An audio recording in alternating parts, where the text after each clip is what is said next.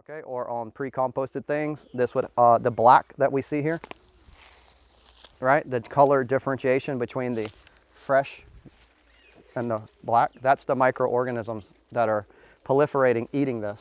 Right now, they're really dormant. This is too dry. It's not enough water. The season has changed here. It doesn't rain for another 6 months. This will just sit here. But if I add water, they'll become active again, right? The dominant bacteria that controls the compost pile is called Actinomycin. When we do our mushrooms, we'll learn a lot more about composting with Actinomycin in order to create basically antibiotics. So Actinomycin is the king of the compost pile, and he doesn't allow anybody else to be in compost.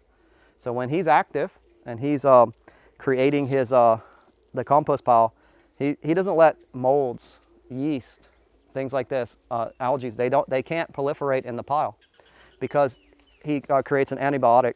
And some of our antibiotics that we actually take for modern medicine are derived from Actinomycin. Okay, so in laboratories, how we actually take antibiotics like penicillin. So we're going to do that, recreate that condition, get them active.